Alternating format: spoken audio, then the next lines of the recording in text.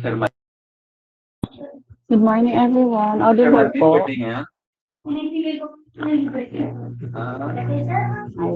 So, for today, we are going to continue our discussion po, for chapter number 5, which covers the topic impulse and momentum. Tama po ba na natapos tayo with example number 5? Or hindi pa po? Hindi pa. Iba-iba lang kasi yung pinagtigilan ng topic kada section, kaya kina-confirm ni Miss. So, for today, more problem solving lang po tayo. So, we're going to compute for the remaining problems natin in chapter 5, as well as meron pa po tayong dalawang topic, which is inelastic collisions and coefficient of restitution. So, go to page number 6 at example number 6 of your lecture notes, page 243.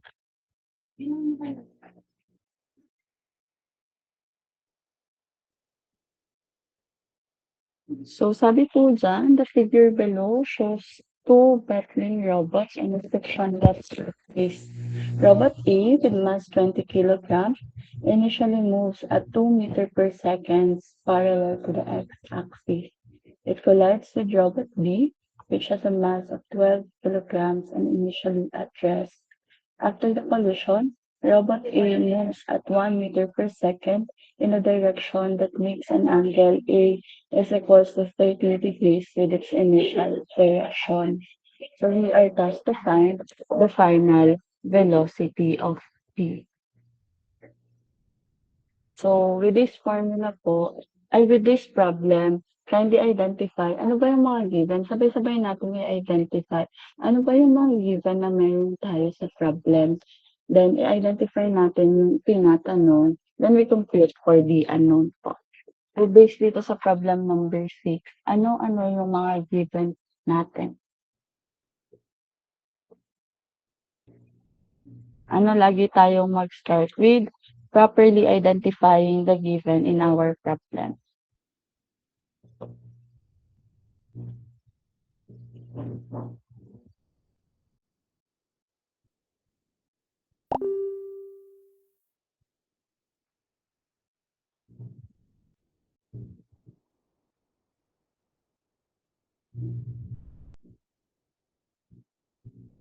Based po dyan sa example number 6, ano-ano yung mga given na meron tayo. Can I see answer sa ating pong message box?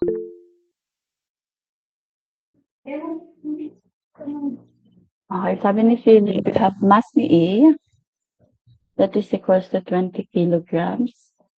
We also have mass ni B that is equals to 12 kilograms. What else?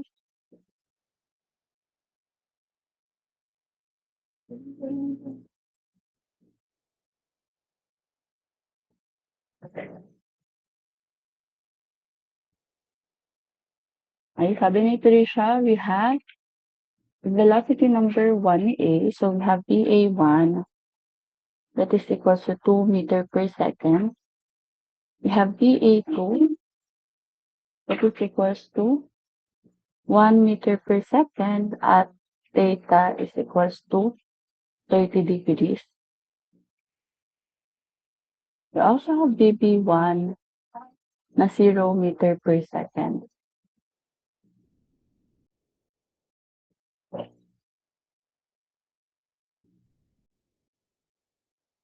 Ang hinahanap sa atin, what is BB? Isa-isahin natin. How did Leandro, Trisha, and Philip identify the given sa ating pong problem? Indicated naman dyan that we have robot A and B. So we are talking about two things. We have robot A and robot B. Each of these robots weighs differently. Si robot A daw, meron daw siyang mass na 20 kilograms. Si robot B naman po has a mass of 12 kilograms.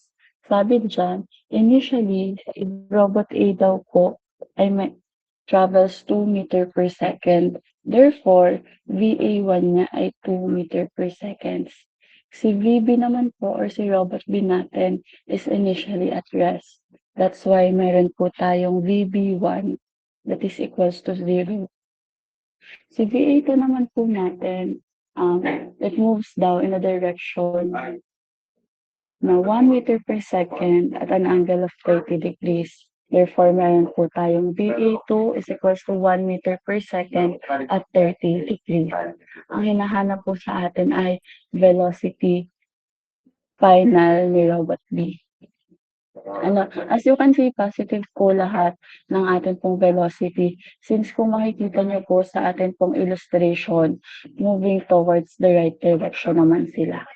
That's why wala tayong negative velocity. Malinaw po ba?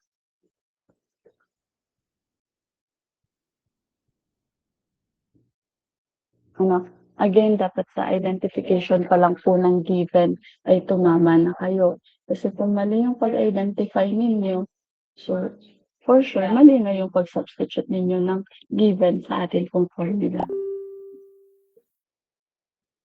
So the next thing that we are going to do is to compute for the unknown na.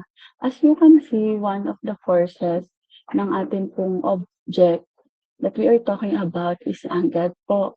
Therefore, we are gonna compute for the x and y components of our unknown. So we are gonna treat this along x, then along y, since angled nga po tayo. Nagdediretso tayo with our working formula if and only if yung ating pong object is horizontal lang yung movement, parehas horizontal, hindi angular yung isa. Pero pag may nakita kayong angle dito, when it comes to impulse and momentum, automatic, mag-aalong x and along y po tayo. So we have the formula when it comes to law of conservation of momentum po na momentum after collision is equals to momentum before collision. So therefore, magkakaroon tayo ng MA VA1x plus MB VB1x is equals to MA VA2x plus MA VB2x. Again, this follows the law of conservation of momentum, wherein total momentum before collision is equals to total momentum after collision. Kinuha lang natin with along x and along y. Okay po ba tayo?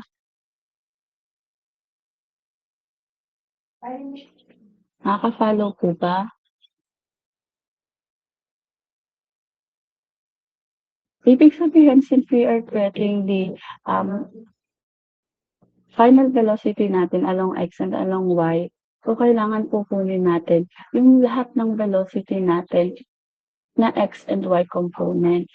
So since meron tayong VA1, kailangan nating i-identify ano ba yung VA1x, ano ba yung VA1y. So for VA1, yung x and y component natin. Yes, Leandro? Ma'am, ask ko lang po dun po sa ating formula po, sa equation po. Hindi po ba yun MB-VB2X po? Yeah, MB. Sorry. Yes, this is MB. Okay. And since naka-open mic naman na si Leandro, please identify the x and y components of our velocity A1.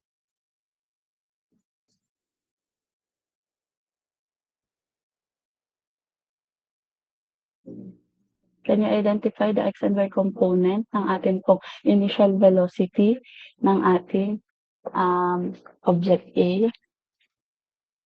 For x component po niyan ay, for x po ay 1.7321. Initial velocity tayo, Leandro. Diba, si initial velocity ay 2 meter per second parallel to the x-axis. Therefore, ang VA1x natin ay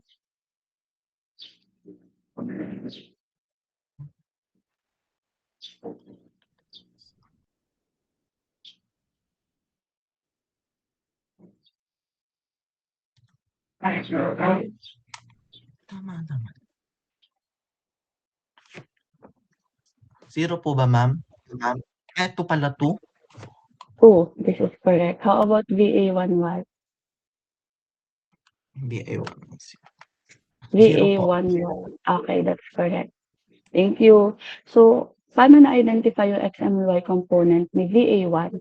Sabi po, si VA1 is traveling, going to the right sa atin pong positive x-axis. Ibig sabihin, si velocity natin lies directly on the positive x-axis.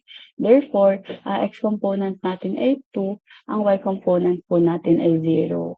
So, babalik at babalik pa din tayo sa identification ng x and y components po using two conditions.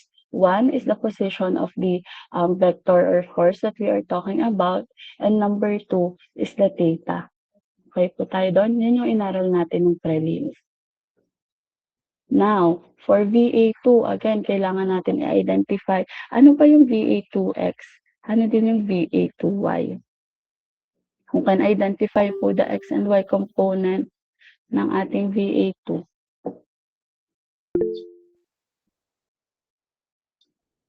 Aside from Leandro.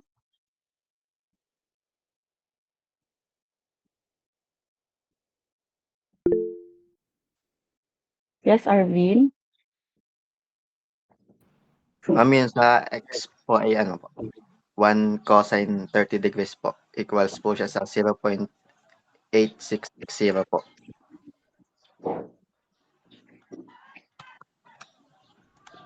How about the 8660, ano? How about the VA2Y?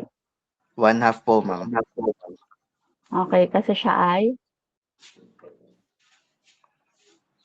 1 sine 30 degrees. okay, that's correct.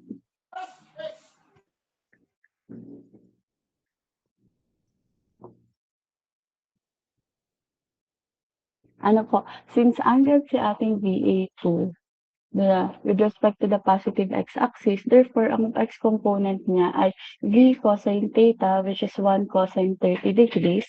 Si VA2 naman po is V sine 30, which is 1 sine 30 degrees.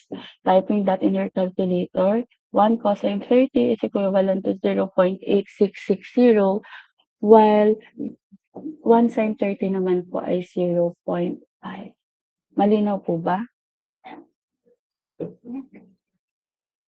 Nakakasunod ba ang lahat? Again, if may hindi maintindihan po, mag-raise lang ng question, ano, para hindi tayo aalis sa problem na hindi niyo naiintindihan. Kasi tayo with BB1. Si BB1 natin is at rest. Therefore, its X and Y component po ay both 0.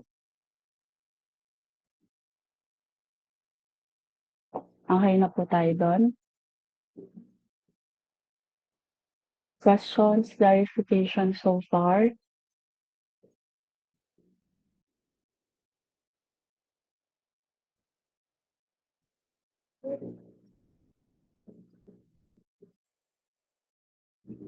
Kapag po na-identify na natin lahat ng given, unknown, na ilagay natin na working formula, need i-identify si X and Y component. Kasi po, meron tayong forces na angular po. Ano, angled. Then after that, dun sa working formula natin, isa-substitute lang po natin. So we have MA na 20 kilograms multiplied by VA1X na 2 plus MB natin na 12 multiplied by VB1X natin na 0 is equals to MA po na 20 again. Ang VA2X naman po natin ay 0.8660 plus MB ay 12 multiplied by our na VB2. Simplifying this, 20 times 2 ay 40. 12 times 0 is 0 is equals to 20 multiplied by 0.866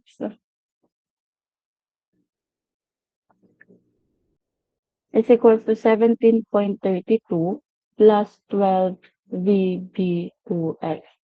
Applying your knowledge in algebra, si 17.32 po, itatranspose natin sa left side of our equation, magiging negative siya. Therefore, magkakaroon tayo ng 4p minus 17.32 that is equals to 22.68 is equals to 12 VB2x. To get yung atin pong x component ng atin pong final velocity ni V, divide both sides by 12, makukuha na po natin ang VB2x, which is equals to 1.89 meter per second. VB2x pa lang yan. Ang hinahanap natin ay VP2. So, kailangan kunin natin naman si y component ng VB2. Okay po ba tayo doon? So, gagamitin naman natin along y. Again, applying the same rule po or same law, which is law of conservation of momentum. So, meron tayong MA, VA, 1y plus MA, VA, MB, VB1y is equals to MB, VA2y, MA, VA2y plus MB, VB2y. Wherein, again, law of conservation of momentum, summation ng momentum sa initial or before collision is equals to summation ng momentum after collision. Hinati lang natin siya along x and along y. Nakakasunod po ba?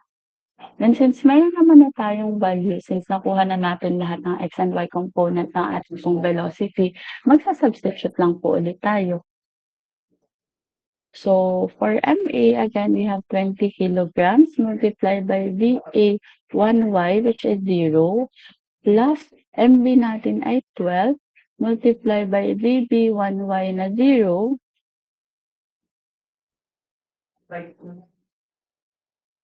is equals to MA VA 2y, we have 20 multiplied by 0.5 plus 12 multiplied by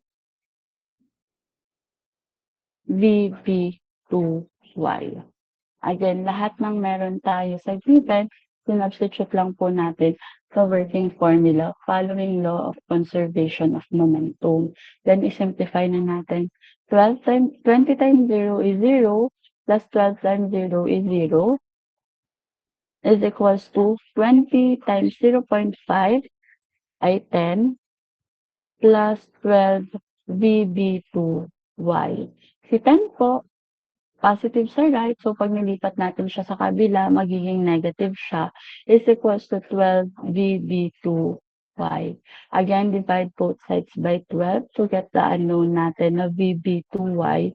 Ang sagot po natin is negative 0.8333 meters per second.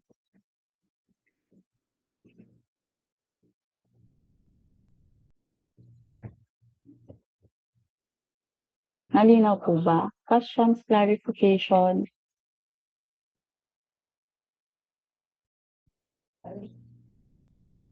No.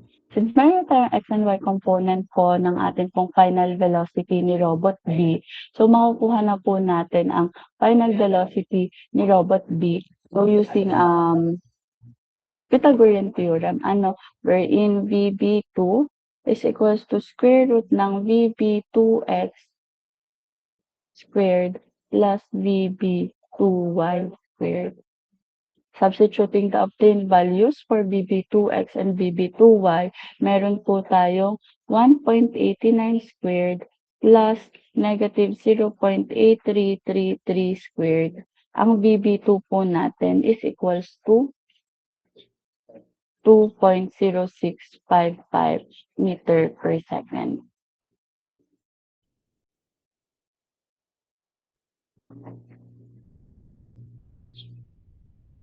Then since we are talking about momentum nga po here and pag sinabing momentum, that is a vector quantity, so kailangan meron tayong directions.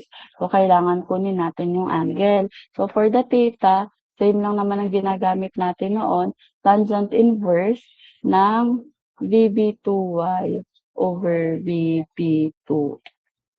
So, meron tayong tangent inverse ng atin pong negative 0.8333 all over to 1.89 So, ang theta po natin is equivalent to negative 23.7927 degrees.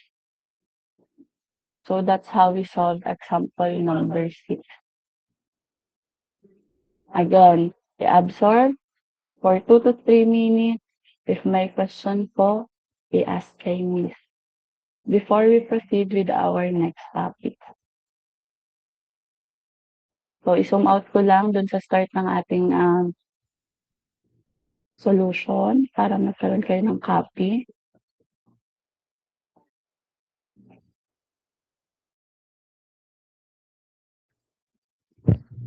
Then this one po. Again, if may part po dyan na hindi ninyo naintindihan, feel free to ask any question po sa atin pong message po.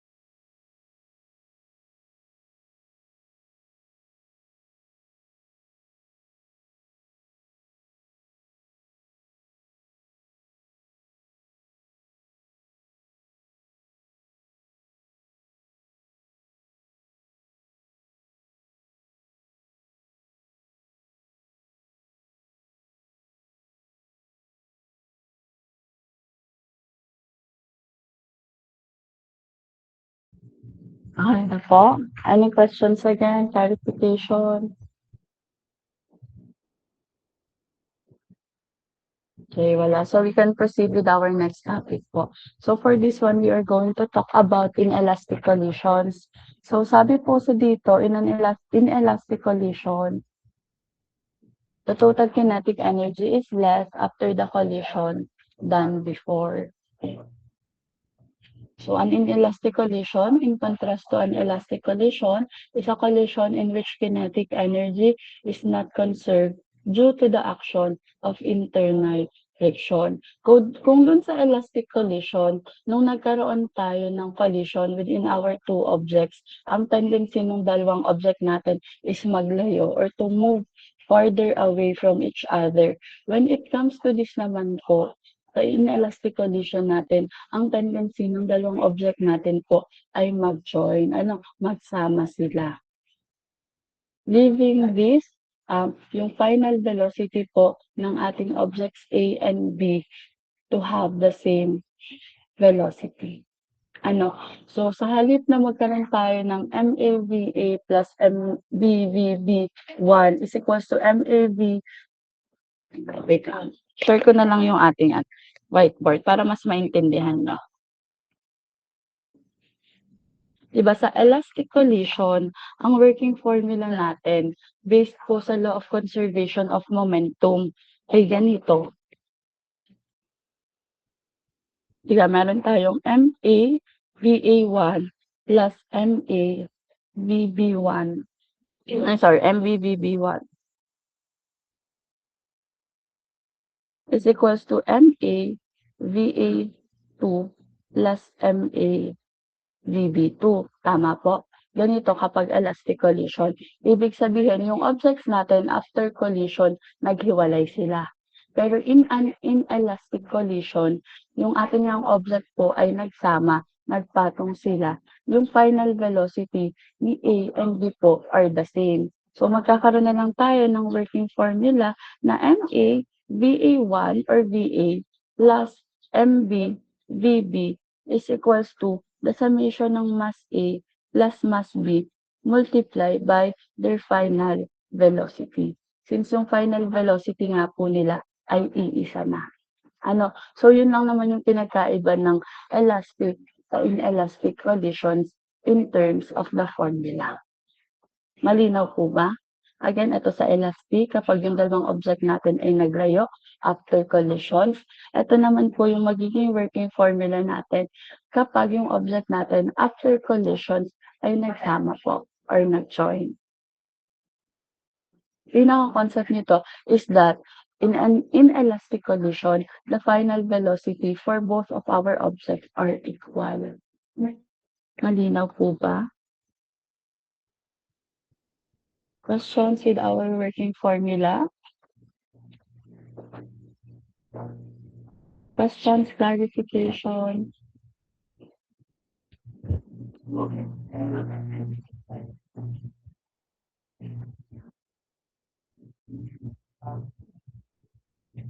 Can I see a thumbs up po kung naiintindihan niyo? Kasi hindi ko po alam kung magpo-proceed ba ako with the next topic. Hindi ko kayo makapass since hindi ko kayo kita face to face. Thank you, Owan. So with this, i-apply naman natin tong working formula natin with inelastic collision po sa atin pong problems. So go to the next page of your lecture note po. Makikita niyo po dyan si example number 7. Sabi dyan, a 3,000 kilogram truck traveling at 50 kilometers per hour strikes a stationary 1,000 kilogram car locking the two vehicles together. So, based po dito sa information or sa keyword, kahit wala pong figure sa problem, dapat ma-identify nyo ano ba yung tendency ng truck at ng car. Sila ba ay naghiwalay after collision or sila ba ay nagsama? So, ang keyword po dito ay locking the two vehicles together. Ibig sabihin, sila ay nagsama. And ibig sabihin, their final velocity is equal. So, for letter A, tinatanong sa atin, what is the final velocity of the two vehicles? And for letter B, tinatanong naman sa atin, how much of the initial kinetic energy is lost to the collision. So based po dito sa example number 7, ano po yung given na meron tayo at ano po yung unknown? Again, help me identify what are the given and what are the unknown po sa atin pong problem.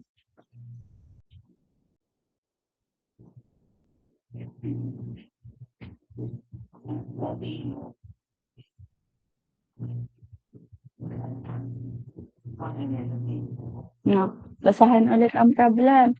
Sabi dyan, we have a truck po that is 3,000 kilograms.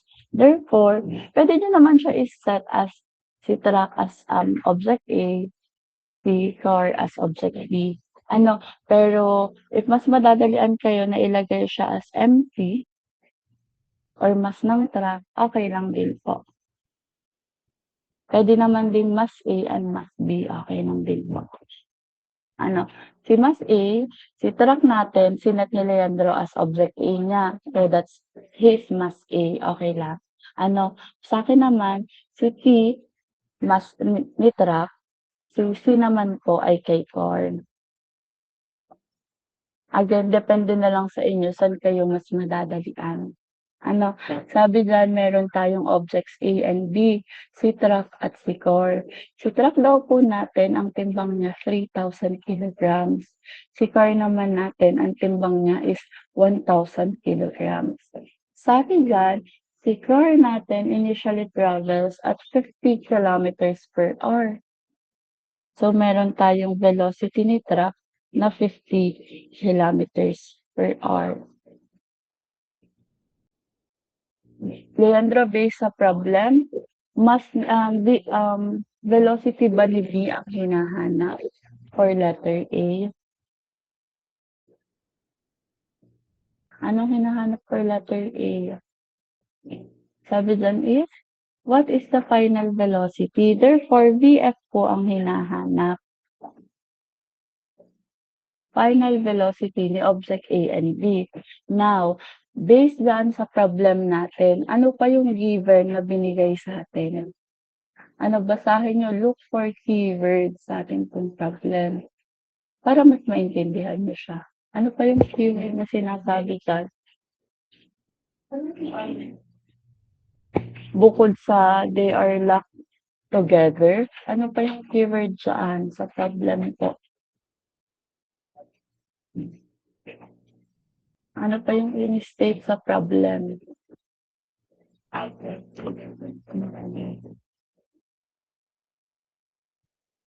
Sabi diyan, 'di ba sinabi si truck travels 50 kilometers per hour.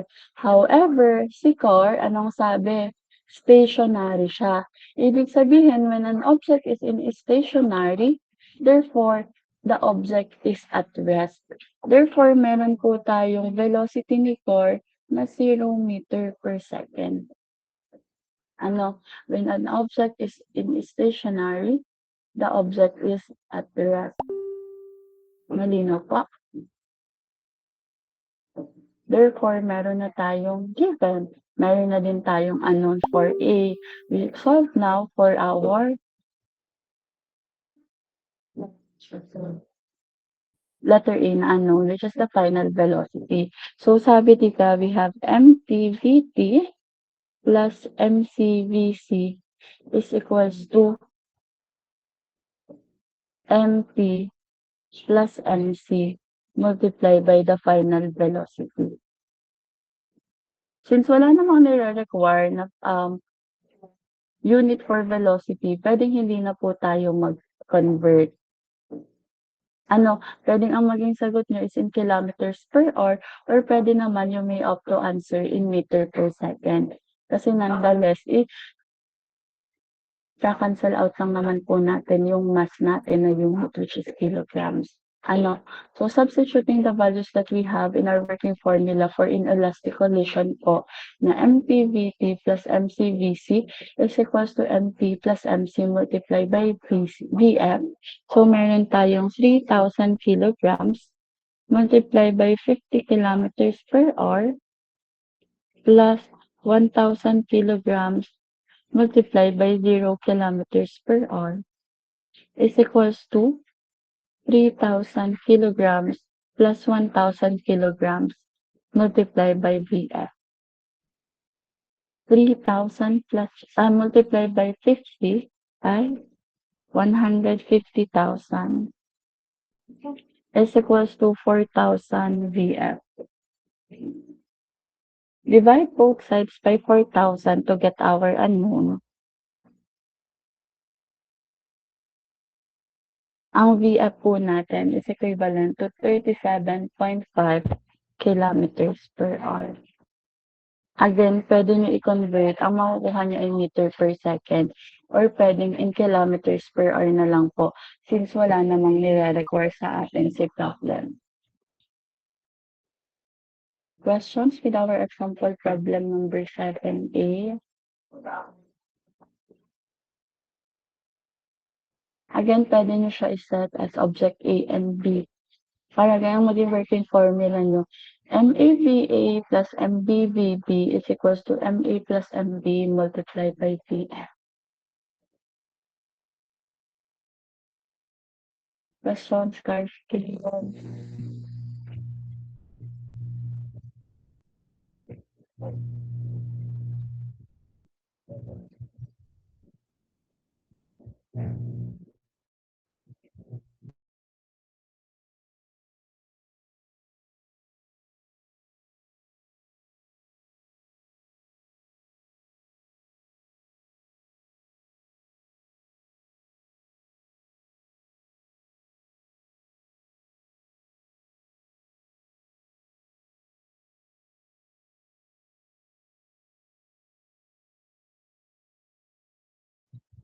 So for letter B naman po ang tanong diyan, how much of the initial kinetic energy is lost to the collision? So since we are talking about the kinetic energy, so kailangan natin siyang kunin. Sabi, gaano daw yung ibinaba ni kinetic energy? Ilang percent yung ibinaba niya? So we need to find the kinetic energy before collisions at kinetic energy after collision. So for letter B, again, kailangan natin kunin si kinetic energy before collision at si kinetic energy after collision para mapag-compare natin gaano ba yung may binaba niya before and after the collision. So to get the kinetic energy before collision, ano po yung working formula natin? Based sa understanding ninyo sa mga previous discussions po natin. Anong formula for kinetic energy?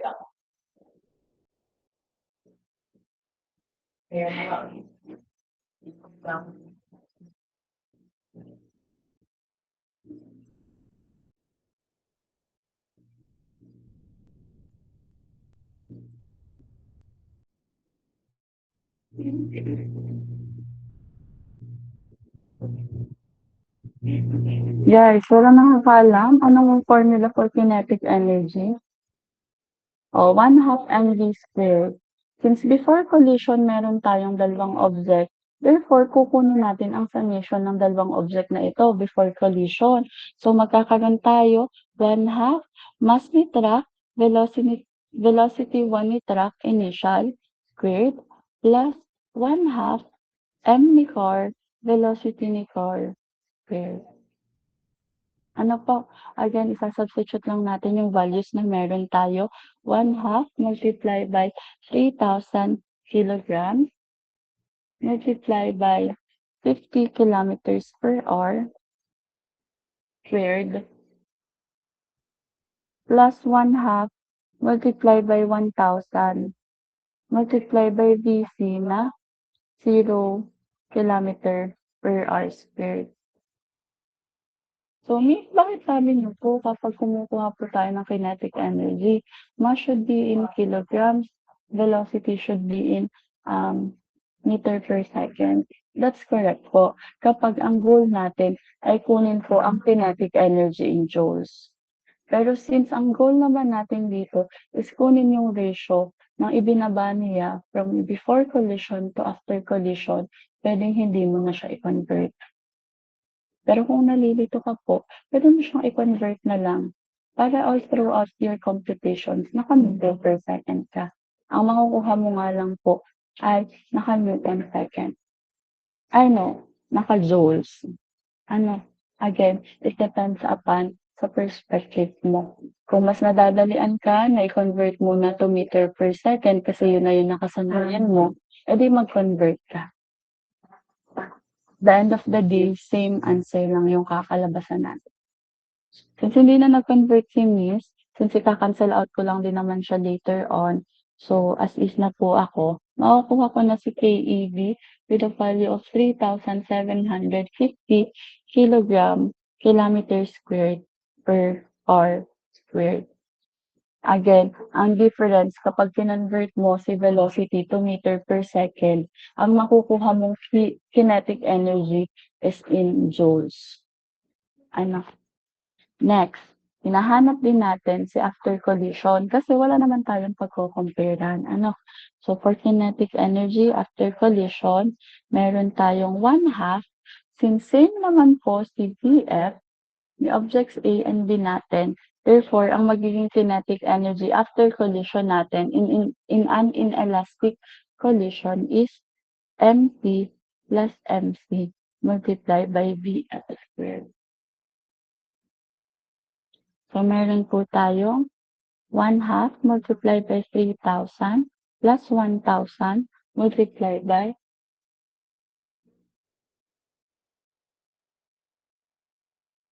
37.5 kilometers per hour squared. Makukuha ko po si KEA with a value of, anong makukuha niyong value?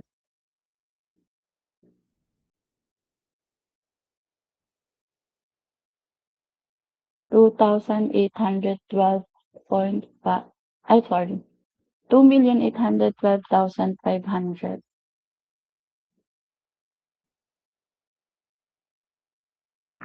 Nakuha niyo ba?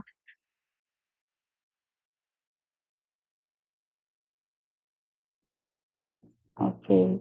Since ang hinahanap nga po, gaano kababa yung binaba niya? Ilang percent yung binaba?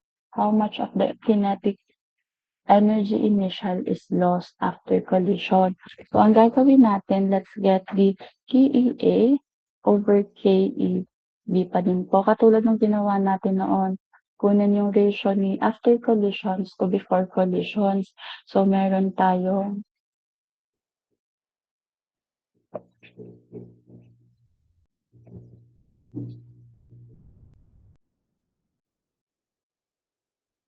ay sorry, wait lang.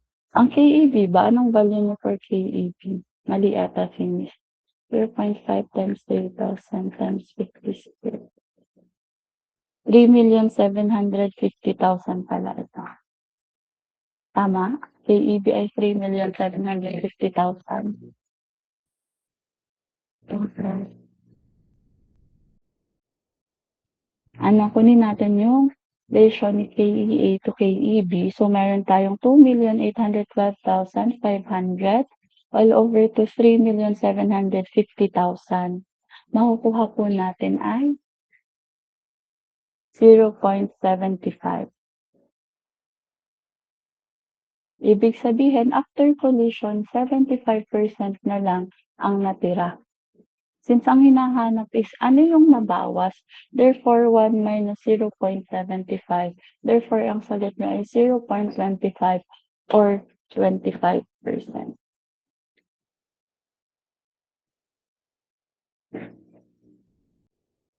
Malinaw po ba? Questions, clarification,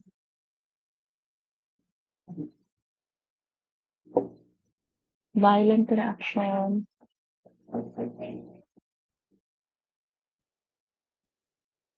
Naintindihan ng lahat? Ano, pag lumabas ng mga tanong na yan sa quiz or sa finals, dapat may masasagutan na kayo, no? Kasi walang nag-aas ng question.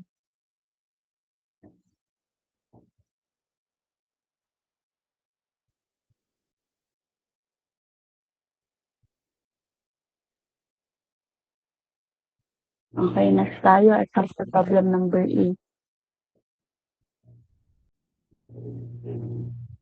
Pwede po pabalik doon sa solution sa B. Sige po.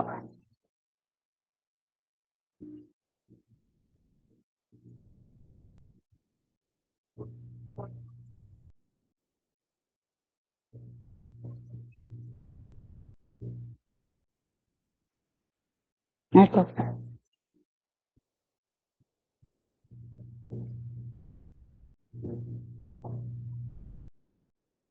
Ano agad, kung ang velocity nyo ay kinonvert nyo from kilometers per hour to meter per second, same answer pa rin po ang kalalabasan. Ano, itry nyo sa mga bahay nyo na converted si velocity to meter per second just to prove na ang kakalabasan natin final answer ay 25%. Pero kung ang tanong guys ay ano yung mga kinetic energy in joules, so dapat converted po talaga si velocity. Ano, i-assess ninyo sa problem kung may required unit ba.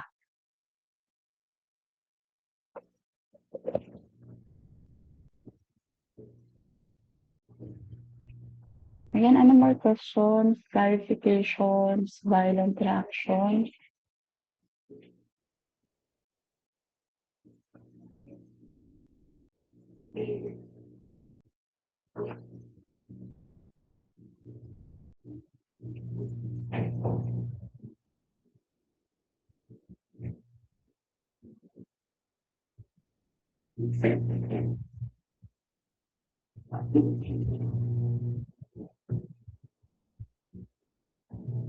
Sige, i-observe muna again pag may question po i-ask.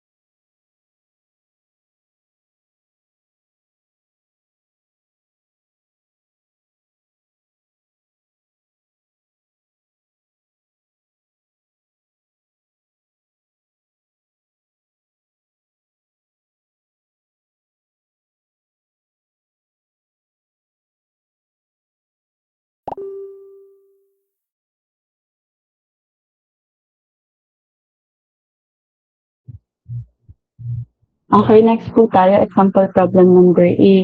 Sabi dyan, a 1,000 kilogram car is traveling north at 15 meter per second, collides with a 2,000 kilogram truck traveling east at 10 meter per second.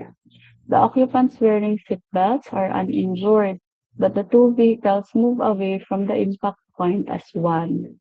The insurance adjuster asks you to find the velocity of the wreckage just after the impact. What is your answer? So for this one po, we need to identify the given sa atin pong problem. And i-identify natin, ano ba yung mismong sitwasyon na nangyari? Are they moving on a same direction or no? Based po dyan sa given, again, going to what direction si atin pong car? Going to what direction si car natin? Going to the north po. So, i-drawing natin siya na going to the north. Ano? So, sabi ninyo, yung car natin, for example, this is our car.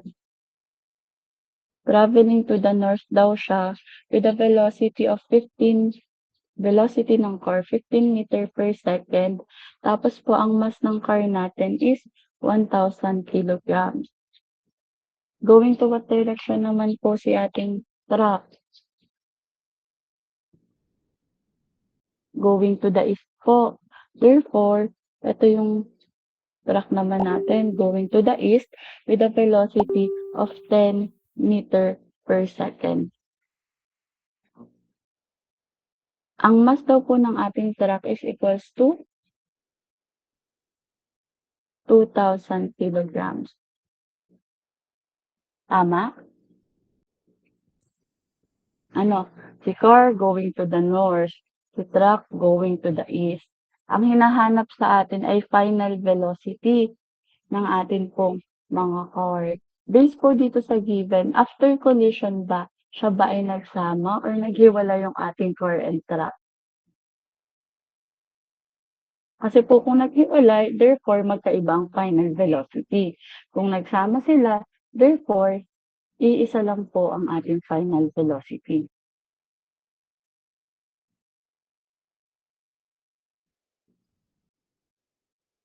Basahin ninyo ng ayos ang problem. Ano? Nagsama ba yung car or hindi po? Nag-move away siya, sabi dito. It moves away. Pero it moves away as 1. Kita nyo? It moves away as 1. Therefore, magkasama silang umalis. Ano? After ng impact, umalsik sila pero as 1. Therefore, their final velocity ay equal lang po from each other. Ibig sabihin, this is an inelastic collision. Nagagets po ba?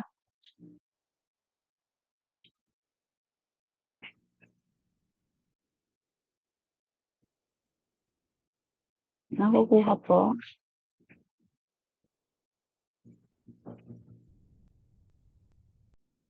Okay. Since they are traveling on a different direction. So, i-identify natin ano ang mga X and Y component for each of the objects that we have. For car muna, ano yung VCX ni car? Ano ang X component ng velocity ni car? Traveling siya going to the north. Ano yung VCX niya? Kung ang kanyang velocity ay 15 meter per second, 0 po. How about its VCY? 15 po. Correct. Ano? Kay truck naman, ano ang MTX ni truck? Ano ang ano ang VCX ni truck? Ano? Ano ang VTX ni car?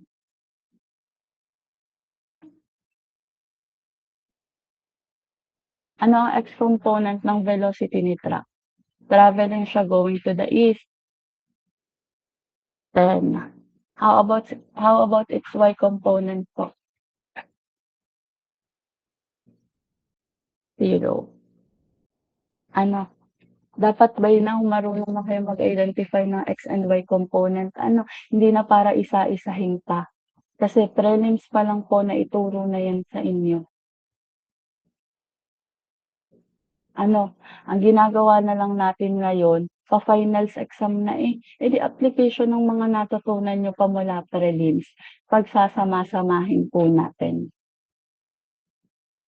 Since meron tayong mga X and Y component and our objects are not traveling on the same direction, ibig sabihin po, we are gonna treat this separately along the x-axis and along the y-axis. So, along the x-axis,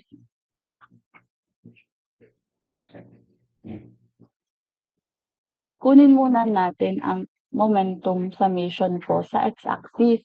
Diba? We have px is equals to mp vtx plus mc vcx. Ano, along the x-axis, kunin natin ang summation ng momentum. We have two objects, therefore, meron tayong momentum ni truck, meron tayong momentum ni car, pero along with the x-axis. Substituting the values that we have, si mass ng truck ay 2,000, multiply by VTX natin na 10, plus mass ni car ay 1,000, multiply by its x component ng velocity niya na 0, therefore, ang PX po natin is equivalent to 20,000.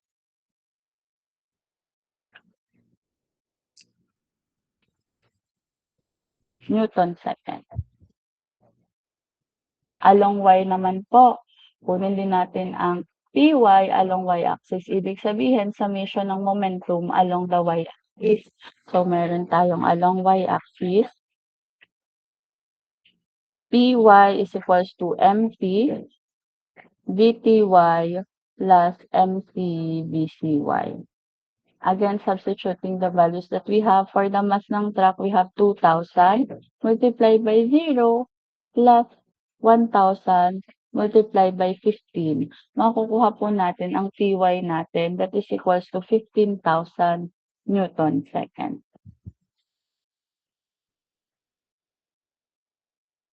Meron tayong X and Y component ng ating momentum. Gamit po ang ating formula na square root ng x squared plus y squared. So, makukuha po natin ang ating p. P is equals to square root ng px squared plus py squared. Substituting the values na na-obtain natin, 20,000 squared plus 15,000 squared is equal to 25,000 Newton second.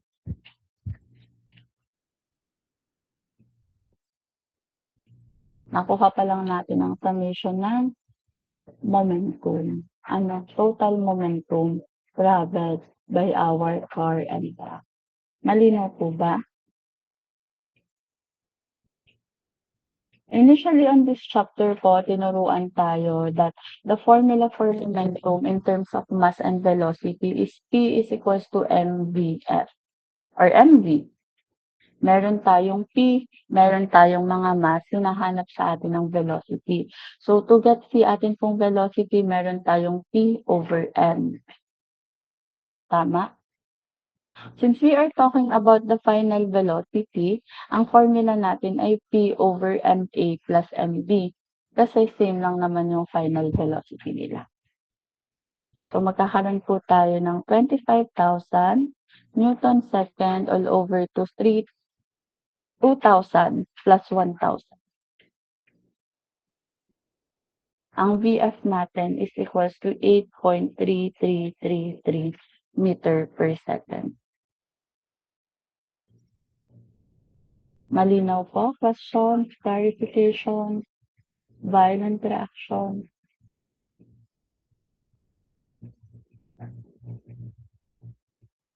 Now, since we are talking about momentum po, di ka sabi, this is a vector quantity. Therefore, kailangan natin kunin yung theta. So, for our theta, this is tangent inverse, again, ng y over x. So, substitute lang natin tangent inverse ng atin pong py, which is 15,000, over px po na 25,000 makukuha po natin ang theta that is equals to 36.8699 degrees.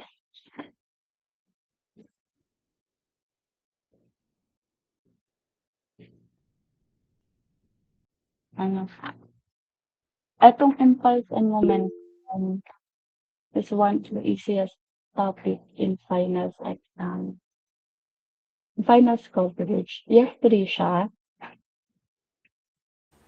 Ma'am, yung PX po ay 20,000 po.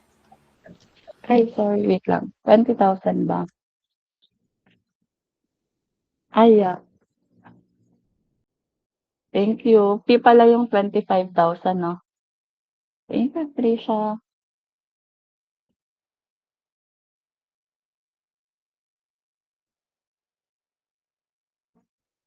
Ano? Questions po, clarifications. Dun sa nabanggit natin na example 6, 7, and 8, again, meron ba tayong question or clarification before we proceed with our last topic po with impulse and momentum?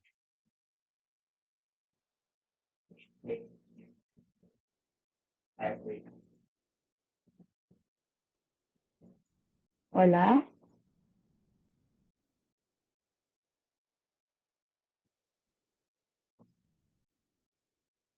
Okay. Go to the next page of your lecture notes po. For our last topic, we are going to talk about coefficient of restitution. For coefficients of restitution, this is the number between 0 and 1 inclusively. So for CR, ang answers nyo lang will range from 0 to 1. 0 being perfectly inelastic, and 1 po is the perfect elastic collision. Ano? Again, 0 perfectly inelastic. Si 1 naman po ay perfectly elastic. So for a collision between two objects, the coefficient of restitution is the ratio of the relative speed after to the relative speed before the collisions. So for CR, for coefficient of restitution, this is denoted by the symbol CR. Some references uses E po as its symbol. Again, it can be CR or E. So, meron siyang formula na VB minus VA over UA minus UB. Sabi dyan, VA and VB are the final velocity of objects A and B, and UA and UB naman po are the initial velocity of object A and B. So, para masanay kayo, ganito na lang yung gawin yung formula. Diga ang initial natin ay VA1, VB1. Ang final natin ay VB2 at VA2. So, the formula can be like this, can be written like this one po, para hindi kayo maguluhan. Bakit nagkaroon ng U? Aaralin nyo pa, ano ba yung U? Initial ba siya o final? So, ganito na lang yung sauluhin yung formula. Ano? So, for coefficient of restitution, again, this can be denoted with the symbol CR or E. Meron siyang formula na VB2 minus VA2 all over to VA1 minus VB1.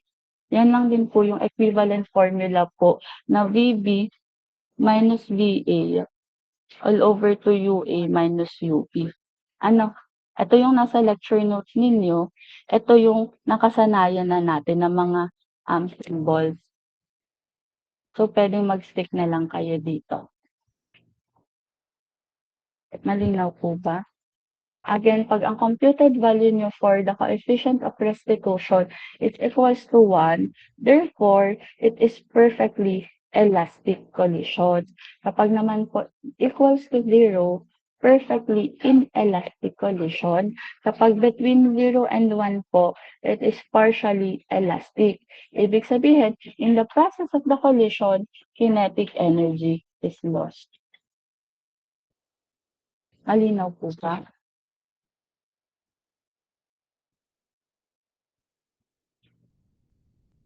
Apply natin siya sa ating working formula. Ano, basic lang naman yung ating formula. VB2 minus VA2 all over to VA1 minus VB1. Go to example number 9 of your lecture note. So sabi po dyan, a 1.25 kilogram squash racket swings at 37 meter per second, contacts a ball moving in the opposite direction. Immediately after the impact, the racket has a velocity of 25 meters per second and the ball has a velocity of 50 meter per second. So what is the coefficient of restitution associated with the impact? So, i-identify natin, ano ba yung mga given, ano yung unknown sa ating pong problem. So, sabi dyan, meron daw tayong racket. Ano? For example, this is a racket. Sabi may ball daw tayo. Kumbaga, shuttlecock na lang. Ano? Sabi po, initially daw, yung racket natin or yung ball natin or yung shuttlecock natin, sinasalubong niya yung racket natin. Papunta siya sa direction ng racket natin. Tama? It's moving in the opposite direction. Meron daw po siyang velocity na 42 meter per second. Ano? Yung rocket naman natin has a mass of 1.25 kilograms with an initial velocity na 37 meter per second.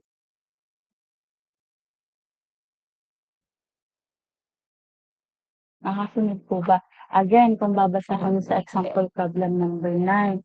Sabi po dyan, meron daw po tayong mass ng rocket that is equals to 1.25 kilogram with a 37 meters per second velocity and a contact na sa bola with a 42 meter per second in the opposite direction.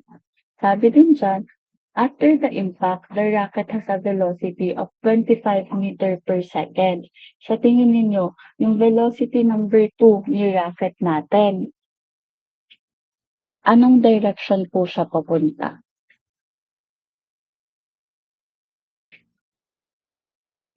Anong direction? Kapag naglalaro kayo ng badminton or kung sino man yung mga nagpipickleball, kapag pumalo ka, saan papunta yung direction ng object niyo?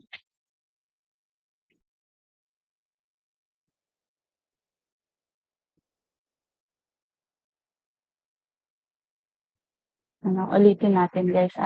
Sabi dyan, may isang taon naglalaro. Yung racket niya daw po weighs 1.25 kilograms.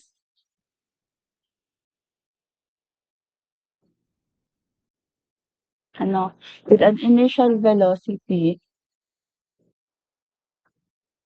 na 37 meter per second. Meron daw tayong bola. For example, this is a shuttlecock. Moving daw siya on the opposite direction daw po ng raketa natin with a velocity that is equals to 42 meter per second.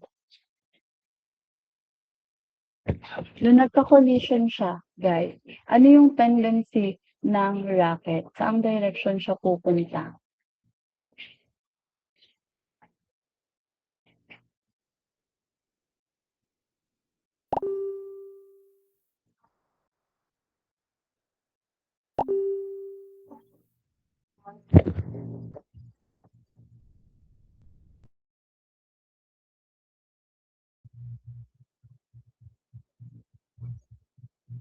Halimbawa, imagine nyo naglalaro kayo ng badminton.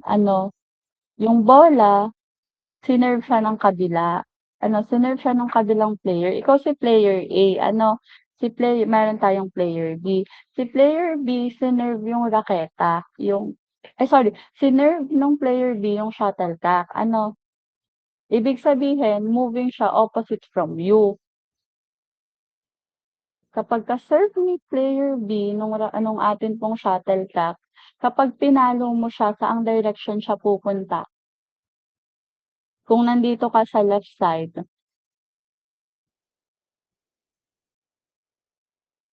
Di ba ang goal is, mapabalik siya kay player B. Therefore, papunta siya sa ganitong direction, going to the right. Tama po? Ano, i-visualize ninyo yung problem. Di po ba? Di ba kapag may naglalaro ng badminton, may nag-serve. Hindi naman ang goal ay pababain mo siya. Hindi ang goal ay palampasin siya dun sa iyong base. Ano, ang goal is mapabalik mo siya over the net. Therefore, ang velocity R2 natin ay going to the right direction. So, meron daw po tong velocity na 25 meter per second. Siyempre, since ang raketa mo ay going to the right, ang tendency ng shuttlecock natin will go to the right as well, which has a velocity of 50 meter per second po. Tama?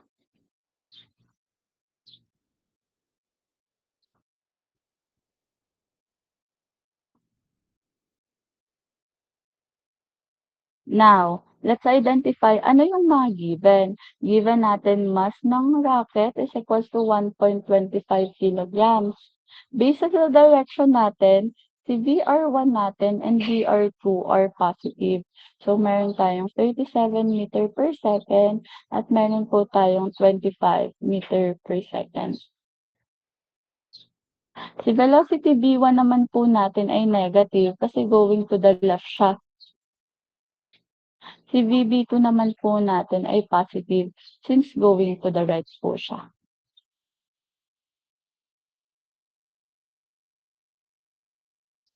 Ano, ang hinahanap sa atin, ano yung coefficient of restitution natin? Ano, CE or CR?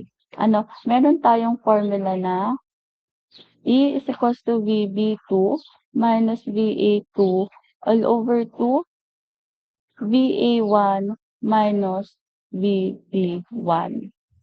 So, mag-assume na lang kayo, assuming that this is our object A and this is our object B. So, meron tayong VB2 na 50 minus 25 all over to VA1 na 37 minus negative 42. Ang sagot po natin for coefficient of restitution ay 0.3165. Ma'am, paano po pag si shuttlecock or yung bola po ang ginawa ko pong object A, si racket naman po ang ginawa kong object B? Same lang po ng kakalabasan na sagot. Ano? So, kung mapag-interchange nyo ang setting of object A and B, okay lang po. Same answer lang po ang kakalabasan. Malinaw po ba?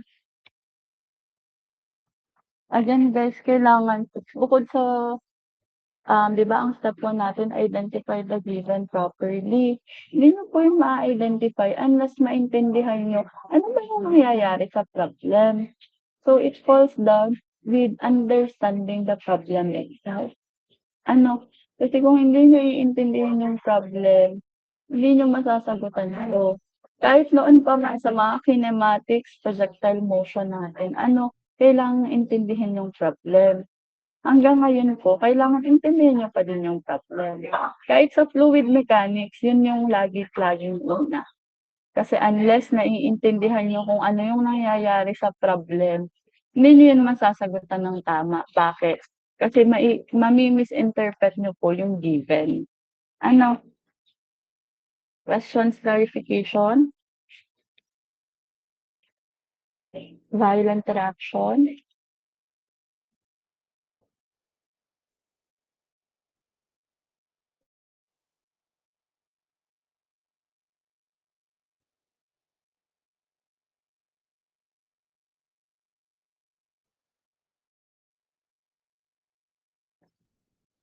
O1.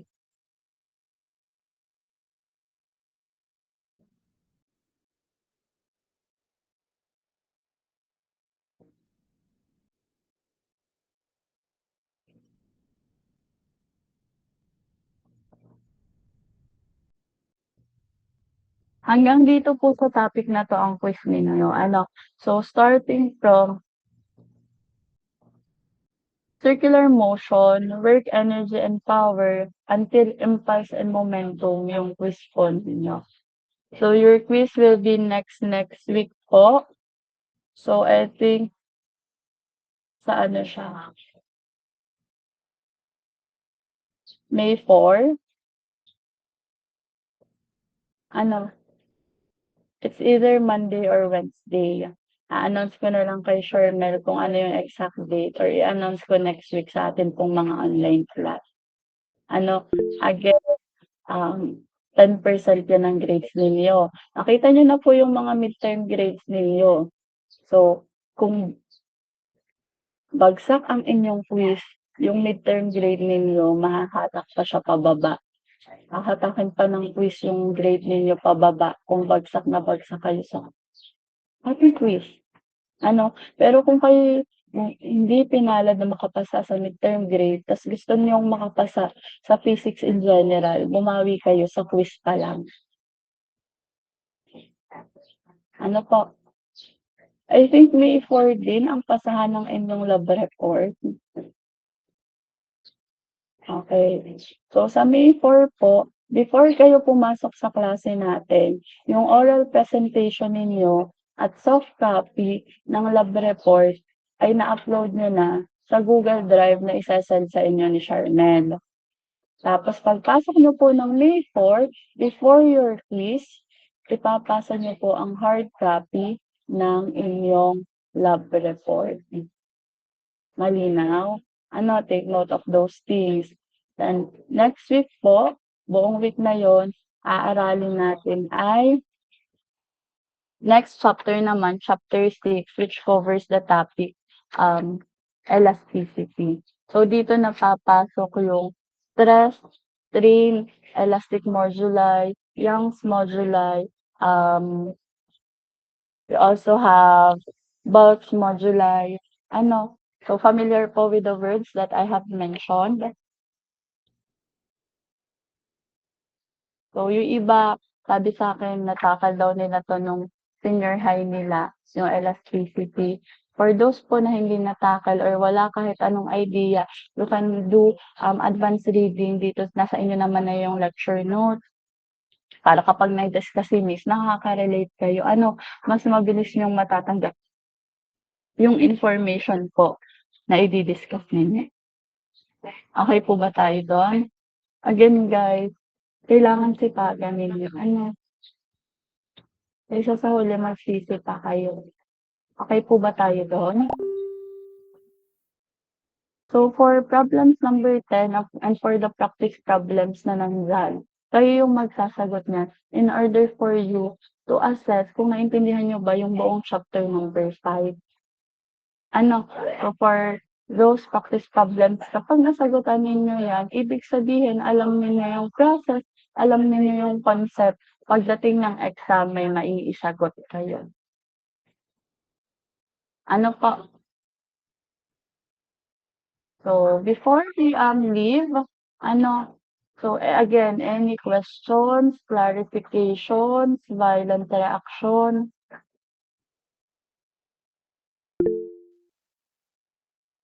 Yes, Yusuf? Pauline? Ma'am, yung sa example 9 po, kasi yung parang may iba pong naguguluhan pa po kung bakit nga po pa-right po yung nung racket po. Okay, sige. Balikan natin, ano. Alin ba yung velocity number 2? Opo, ma'am. Okay. Imagine niyo that you are playing a badminton. Ikaw nasa left side ka. Ano, nasa left side ka, ikaw si player A. Si player B naman po, di ba ikaw ito? You're this, player A. Ang pinag-uusapan nating racket is the one you're holding. Na po. Ito si player B.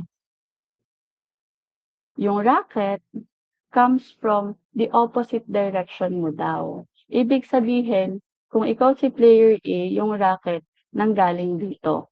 Therefore, ang tendency ng racket, since opposite direction nga, papunta sa'yo. Ano, initially, siya ay nandito. Kasi, since nasa left ka, wala namang sinabi na nag-move backward yung racket. Therefore, we are assuming that going to the positive x-axis siya, going to the right. Ano po, then since itinapon yung racket papunta sa'yo ni player B, ang tendency mo paluin siya. And kapag pumalo ka, 'di ba, ang racket natin pauna. Yung final movement ng racket natin pauna para yung atin pong racket ay tumalsik papalayo.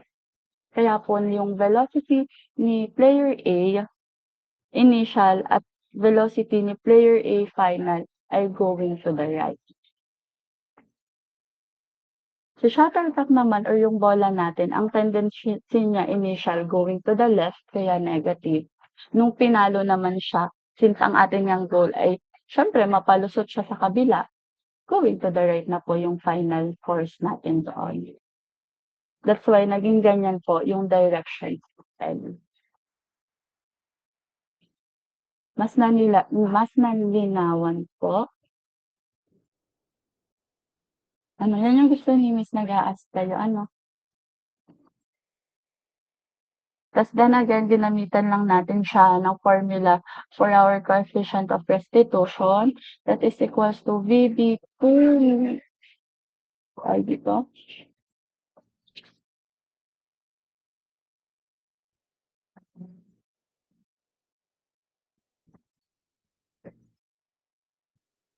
VB2 minus VA2 all over to VA1 minus VB1. Again, yun na lang yung sundin nyo. Kasi kung susundin nyo yung magiging working formula natin na nasa lecture note ninyo, baka malito kayo. Ba't nagkaroon ng UA? Ba't nagkaroon ng UB?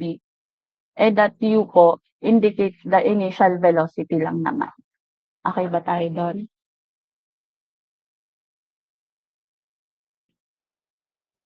So, kung ipapa-identify sa inyo what kind of collision yung number 9, since 0.03 siya, it's less than 1.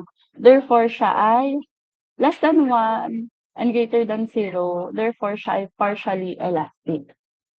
Ano, perfectly inelastic siya again kapag 0 siya. Perfectly elastic naman po siya kapag 1. Since siya ay 0.3 in between 0 and 1, siya ay partially elastic. Or kung gusto nyo, partially inelastic. Depende na lang sa perspective na gusto nyo pong tingnan. Malinaw po ba tayo?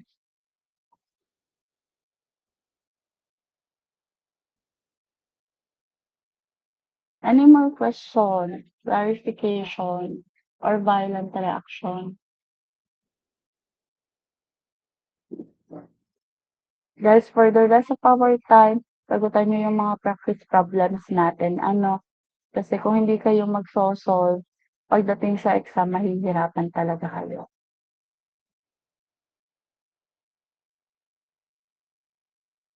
Okay, I think that's the end of our meet today. If may mag-come up na question, Charmel, ano, ikaw na yung raise ng mga question sa ating group chat. Ano, thank you, Charmel. Thank you, O1. I will see you next week for our online classes. So, you guys have